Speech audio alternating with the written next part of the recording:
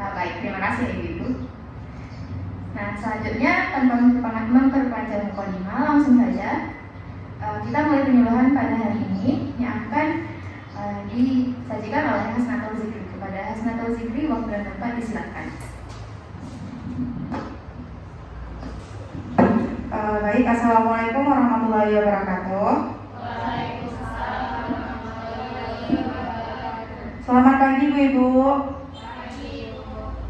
Bagaimana kabarnya Ibu-Ibu? Alhamdulillah. Baiklah Ibu, pada kali ini kami dari Stikes Mercu Bakti Daya Padang ingin melakukan penyuluhan kepada Ibu-Ibu tentang hipertensi. Apakah Ibu bersedia Ibu?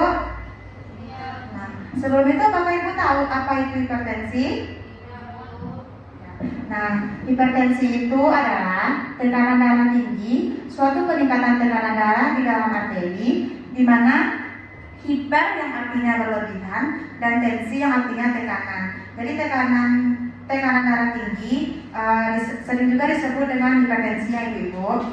Setelah itu, menurut WHO, hipertensi adalah suatu kondisi di mana pembuluh darah memiliki tekanan darah tinggi, di mana tekanan darah siastolik besar dari 140 mmHg atau tekanan darah diastolik besar dari 90 mmHg. Selanjutnya, hipertensi atau tekanan darah tinggi adalah peningkatan tekanan darah sistolik lebih dari 140 mmHg dan tekanan darah diastolik lebih dari 90 mmHg pada 2 kali pengukuran dengan selang waktu 5 menit dalam keadaan cukup istirahat atau tenang. Nah, selanjutnya, apakah Ibu-Ibu tahu apa saja yang menyebabkan hipertensi? Nah, di sini kami juga ingin menyampaikan apa-apa saja penyebab-penyebab yang dapat menimbulkan hipertensi Ibu-Ibu. Nah, berdasarkan penyebabnya, hipertensi itu dibedakan menjadi 2 bagian. Yang pertama, hipertensi esensial atau primer. Jenis hipertensi yang penyebabnya masih belum dapat diketahui. Nah, sekitar 90% penderita hipertensi menderita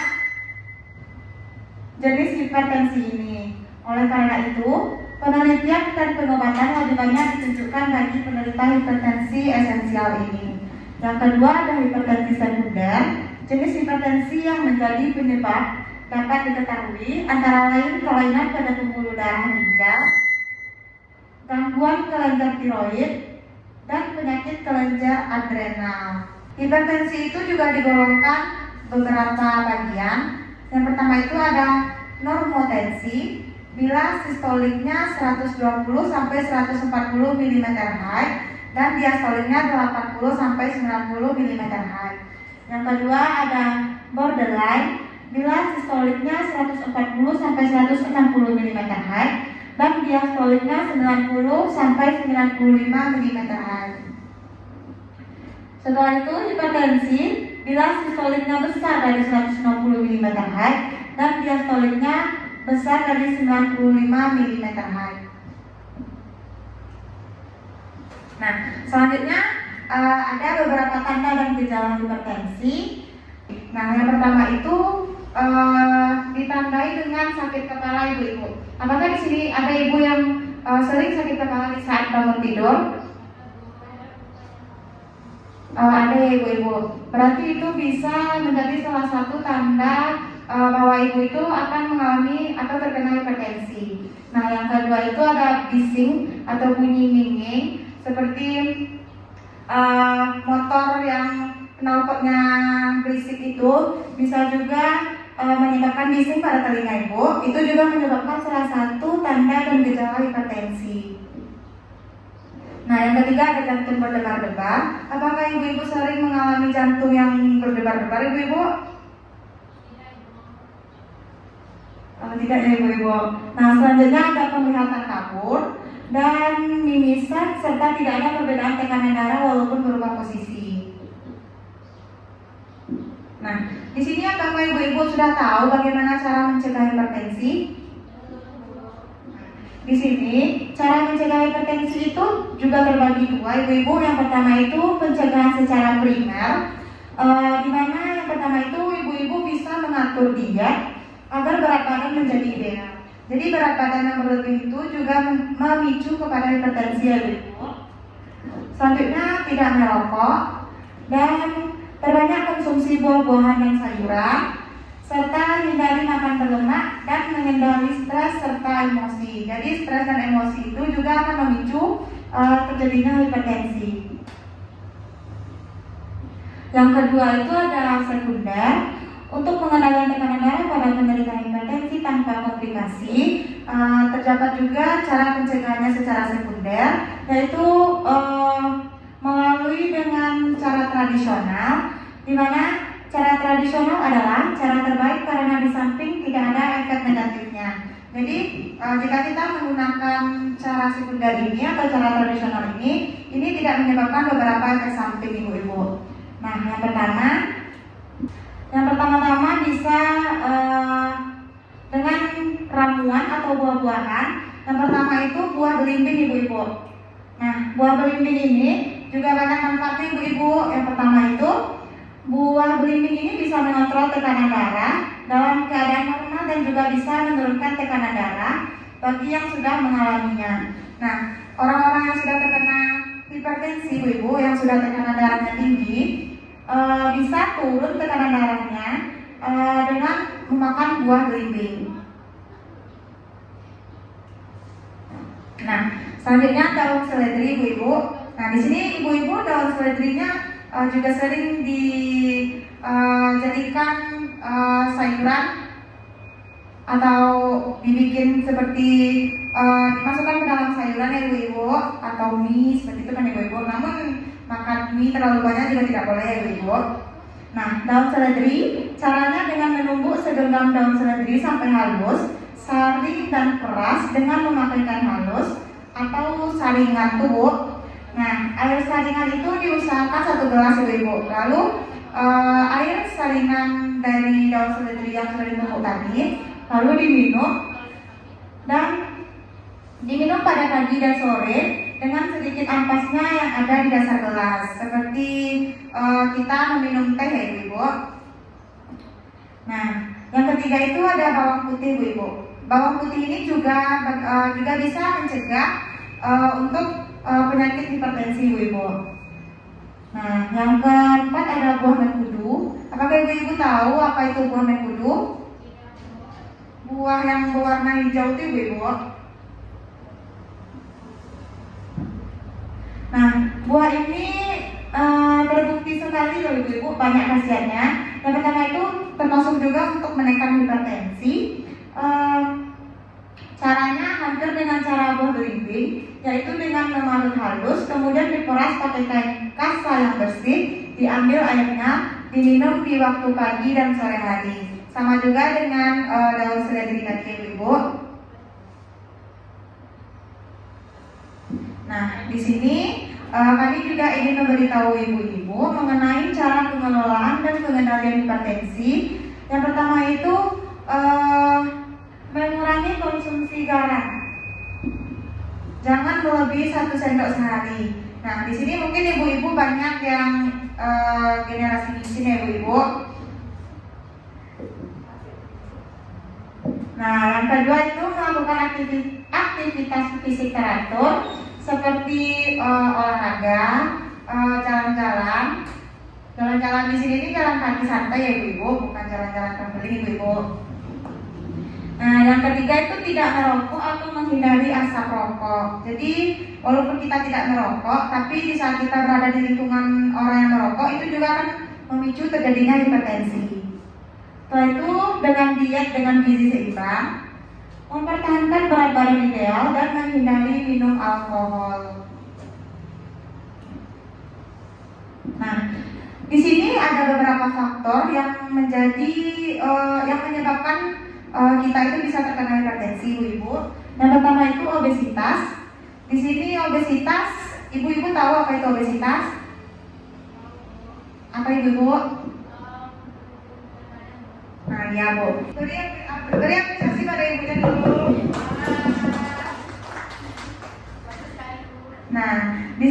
obesitas itu sesuai dengan yang telah dijelaskan oleh Ibu Mutia tadi. Obesitas itu kelebihan berat badan. Jadi kelebihan berat badan itu juga memicu terjadinya hipertensi ya Ibu. Nah, yang kedua itu kebiasaan merokok, di mana hipertensi ini tidak terjadi kepada wanita saja Ibu-ibu, kepada bapak-bapak juga banyak terjadinya hipertensi karena kebiasaan bapak itu yang merokok ya Ibu. Nah, selanjutnya minuman beralkohol, penyakit kencing manis dan jantung, wanita yang tidak menstruasi, stres juga memicu terjadinya hipertensi Ibu. Kurang olahraga, diet yang tidak seimbang, makanan berlemak dan yang tinggi kolesterol. Nah, tapi ibu-ibu tidak perlu risau, kita bisa menangani hipertensi ini sejak sekarang. Karena ibu-ibu sudah tahu bagaimana cara penanganannya. Yang pertama itu dengan cara berobat atau memeriksa diri secara teratur. Walaupun hipertensi ini jarang kita ketahui, tapi kita juga perlu memeriksa diri kita seperti ke rumah sakit, apakah kita itu sudah terkena hipertensi atau belum. Yang kedua itu dengan cara minum obat secara teratur. Yang ketiga, jangan menghentikan atau mengubah dan menambah dosis serta jenis obat tanpa petunjuk dokter. Jadi ibu-ibu di sini nih yang poin 3 itu, jika ibu-ibu sudah terkena hipertensi dan ibu-ibu sudah konsultasi ke rumah sakit, namun setelah ibu diberikan resep oleh dokter, namun di saat ibu sudah meminumnya, hipertensi ibu itu tidak turun. Namun ibu dengan sesuka hati menaikkan dosis obatnya, itu sangat dilarang ibu-ibu. Nah, yang keempat itu ada konsultasikan dengan petugas kesehatan juga menggunakan obat untuk penyakit. Jadi kita tidak boleh sembarangan mengkonsumsi obat ibu-ibu. Nah, lain karena ada jenis obat yang dapat meningkatkan dan memperburuk hipertensi. Nah, sekarang hipertensi ini juga sangat mempengaruhi tubuh kita ya ibu-ibu. Yang pertama itu pada otak. Jadi hipertensi ini juga akan menyebabkan pelebaran pembuluh darah pada otak, pendarahan pada otak, kematian sel otak dan stroke. Jadi jika kita ada pelebaran pembuluh darah, pendarahan pada otak, kematian sel otak, itu juga akan menyebabkan hipertensi. Yang kedua pada ginjal, malam banyak kencing, kerusakan sel-sel ginjal dan gagal ginjal. Apakah ada di antara ibu-ibu di saat malam hari sering kencing atau buang air kecil? Nah, itu mungkin juga akan memicu pada hipertensi ibu-ibu. Nah, pada jantung, pembesaran jantung, sesak nafas, cepat lelah dan gagal jantung. Nah, mungkin sekian dulu penjelasan pada kami. Selanjutnya saya serahkan kembali kepada moderator. Pada moderator, saya ucapkan terima kasih kepada ibu-ibu. Assalamualaikum warahmatullahi wabarakatuh. Wah, bagus sekali ya ibu-ibu materi kita pada hari ini. Kita beri aplaus dulu untuk penyanyi kita. Oke, baiklah. Kita sudah mendengarkan materi hipertensi pada hari ini. Nah, ibu-ibu apakah ada yang mau ibu-ibu tanyakan terkait materi? Ya baik, ibu silakan ibu. Dengan ibu siapa ibu? Mutia Bu. Oke, silakan ibu Mutia. Izin bertanya ya Bu, makanan apa yang diperbolehkan untuk penderita hipertensi? Baik, terima kasih ya ibu. Ibu-ibu yang lain apakah ada yang mau ditanyakan lagi? Oke, baik, terima kasih ya ibu-ibu. Nah, penyaji kita akan menjawab pertanyaan dari ibu Mutia, yang dimana pertanyaannya yaitu makanan apa yang diperbolehkan untuk pasien hipertensi? Baik, untuk menjawab disilahkan ibu. Baik, terima kasih ya Ibu Mutia. Tadi Ibu Mutia ya Ibu yang bertanya tadi, di mana pertanyaannya makanan apa saja yang dapat dikonsumsi ya Ibu bagi penderita hipertensi. Nah, sebelumnya tadi sudah dijelaskan bagaimana di mana makanan yang sebelumnya sudah dijelaskan bagaimana makanan yang dapat dihindari bagi penderita hipertensi, di mana makanan yang banyak lemak, yang berkolesterol tinggi, dan yang banyak mengandung micin ya ibu-ibu. Nah, di sini makanan yang boleh penderita hipertensi konsumsi, yang pertama itu seperti beras, kentang, ubi-ubian, mie juga boleh ibu-ibu, tapi tapi tidak boleh banyak ibu-ibu. Nah, seperti terigu, gula pasir, kacang-kacangan itu juga boleh dikonsumsi oleh penderita hipertensi. Namun alangkah baiknya penderita hipertensi ini bisa menjaga pola makannya ibu-ibu agar menciptakan tubuhnya yang ideal ibu-ibu. Karena salah satu penyebab terjadinya hipertensi itu tadi ada obesitas ya ibu-ibu. Nah, mungkin sekian jawaban dari saya kembalikan kepada moderator. Wah, bagus sekali ya Ibu jawaban dari penyaji kita. Nah, bagaimana Ibu Mutia? Apakah jawaban dari penyaji kita sudah menjawab pertanyaan dari Ibu? Oke, baik. Terima kasih ya Ibu. Untuk mengkaji apakah Ibu sudah mengerti dengan materi yang kami sampaikan tadi. Nah, di sini saya akan bertanya ya Ibu kepada Ibu. Mungkin sebelumnya untuk Ibu Mutia sudah bertanya tadi. Nah, untuk selanjutnya kepada Ibu di sebelahnya, Ibu siapa namanya Ibu? Oke, baik Ibu Zulfia. Nah, di sini saya akan bertanya ya Ibu kepada Ibu. Dimana pertanyaan saya sangat gampang kok Ibu. Nah, apa itu hipertensi? Itu pertanyaan ini yang Ibu mengerti saja Ibu. Apa itu hipertensi? Silakan Ibu Zulfia.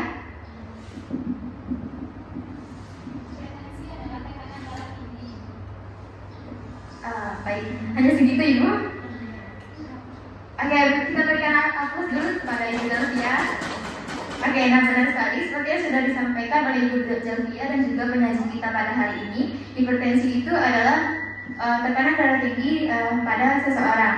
Nah, dimana sesuai yang kita lihat juga tadi disebabkan oleh faktor stres dan juga gaya makanan hidup yang tidak sehat ya Ibu. Nah, mungkin sampai di sini penyuluhan kita pada hari ini ya Ibu. Nah, untuk lebih memahami lagi apa isi dari materi kita akan membagikan leaflet kepada ibu-ibu ya Ibu. Nah, di mana leaflet ini bisa Ibu pergunakan juga kepada keluarga dan tetangga ibu-ibu ya Ibu. Nah, ibu-ibu bisa mengajarkan kembali kepada keluarga apa itu hipertensi dan cara pencegahan hipertensi tersebut. Nah, baiklah Ibu, untuk sebelum kita menutup penyuluhan kita pada hari ini, saya persilakan kepada observer Vanessa untuk menyampaikan evaluasi hasil pada penyuluhan hari ini. Kepada Vanessa dipersilakan. Baiklah, saya sebagai observer akan menyampaikan hasil evaluasi saya tentang penyuluhan pada pagi hari ini. Yang pertama yaitu evaluasi struktur. Pada pagi hari ini peserta penyuluhan hampir 90% dari jumlah sasaran penyuluhan. Media dan alat tersedia dan berfungsi dengan baik. Kemudian tempat penyuluhan memadai dengan jumlah peserta penyuluhan. Selanjutnya yaitu evaluasi proses. Pelaksanaan penyuluhan tepat waktu dan sesuai dengan alokasi waktu yang direncanakan. Kedua, peserta antusias dan termotivasi mengikuti penyuluhan. Selanjutnya, peserta tidak keluar masuk, tenang dan tertib pada saat penyuluhan. Kemudian, peserta penyuluhan mengikuti penyuluhan sampai selesai dan tidak meninggalkan ruangan sebelum kegiatan penyuluhan selesai. Kemudian yaitu ada evaluasi hasil. Setelah dilakukan penyuluhan selama 60 menit, saya melihat di sini 85% peserta penyuluhan mampu menjelaskan pengertian hipertensi. 85% peserta penyuluhan dapat menjelaskan penyebab hipertensi ya ibu-ibu. Baik ibu-ibu, hanya sekian hasil evaluasi dari saya. Saya kembalikan lagi kepada moderator. Baik, terima kasih kepada observer yang sudah menjelaskan evaluasi hasil kita pada penyuluhan pada hari ini. Baiklah ibu-ibu, terima kasih banyak sudah datang ke penyuluhan kita lebih kurang selama 1 jam ini ya ibu-ibu. Dan semoga materi yang telah kita penyaji sampaikan tadi dapat ibu-ibu mengerti dan terapkan dalam kehidupan sehari-hari ya ibu-ibu. Assalamualaikum warahmatullahi wabarakatuh.